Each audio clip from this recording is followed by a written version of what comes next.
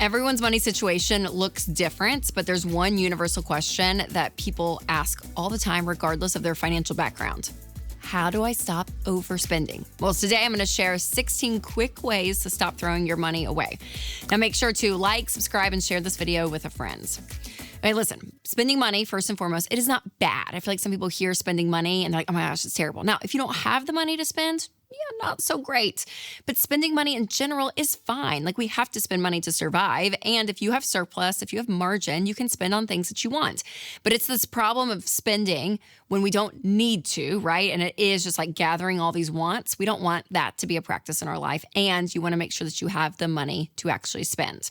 Now, if you have a tip beyond what we talk about today, make sure to leave it in the comments. All right, we're going to go quick here. You ready? Number one, tips for not overspending. Identify your spending tendency.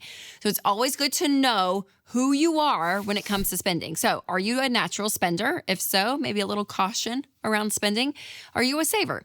Do you prioritize buying quality things or quantity? Do you like a bunch of things, right? So just knowing how you actually spend and why you spend is really helpful, especially for tip number 2.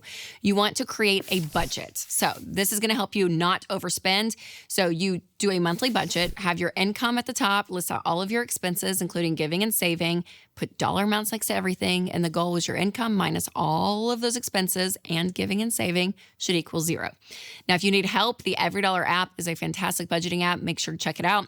But in general, if you are spending within what you have planned for, you're not going to overspend. It's going to be great.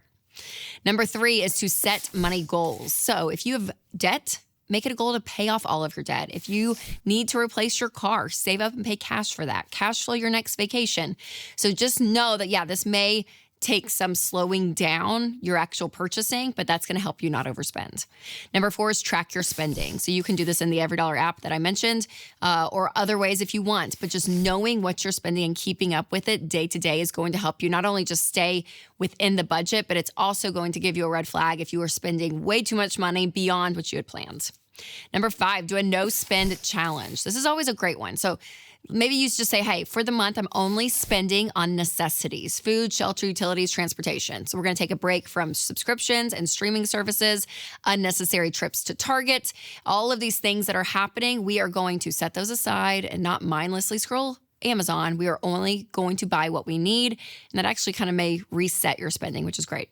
Number 6, no eating out. Well, okay, listen, eating out, it will always cost more than cooking at home. So if you need to pull back your spending and save some money, this is the best tip I can give you.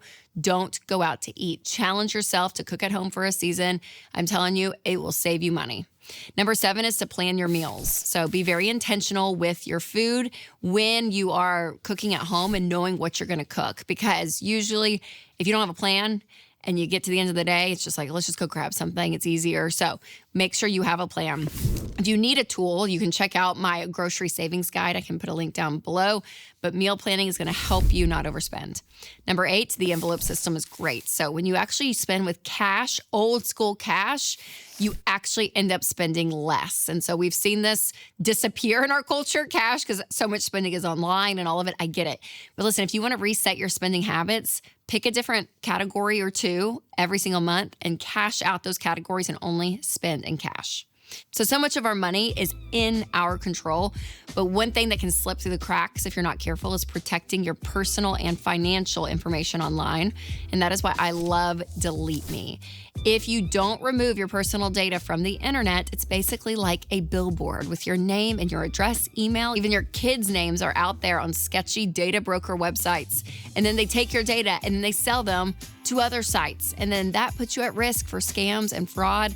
So the good news is that Delete Me goes in and removes your information and helping protect you from harassment, even other online threats and scams and spams, all of it. Winston and I use Delete Me and it saves us a ton of time and worry.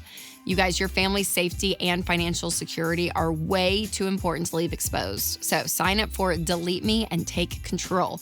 Go to joindeleteme.com/Rachel for 20% off, bringing your monthly costs to under $9 a month, or click the link down in the description. All right, back to our list. Number 9, get debt out of your life. So this is going to help you not overspend, because when you actually spend with money you have, you will spend less. So getting rid of credit cards, saying, hey, I'm even going to when it comes to my car, if you have a massive car loan, maybe you sell your car. You do things where you can put money back in your pocket, not just from a payment standpoint, but also the actual means of spending. You will spend less when it's not on a credit card. It is your own money. Number 10, rethink retail therapy. So instead of just blowing off steam by scrolling online just to feel like, oh my gosh, I'm going to just buy some stuff, don't do that. Maybe instead go for a walk. Listen to your favorite podcast. Do a task around the house. So do something else productive with your time than scrolling and buying things that you don't need. Number 11 is say no to sales. So sales are great, but they also can tempt us to buy things because it feels like it's a great deal. So remember, just because it's a good deal does not mean it's a good deal for you. Number 12, shop with a list. When you actually have a plan for when you're shopping, and this could be groceries or think about back to school shopping. I mean, like anything that's out there, have an actual plan and write it down. And that way you stick to your list and you're not going off and buying things that you don't need. Number 13, limit social media. I'm telling you, so much spending happens because of social media.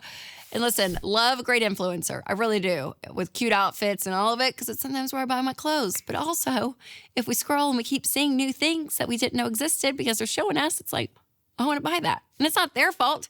It's our fault because we're the ones spending our money. So take a break from social media, and I promise you will save some money that way.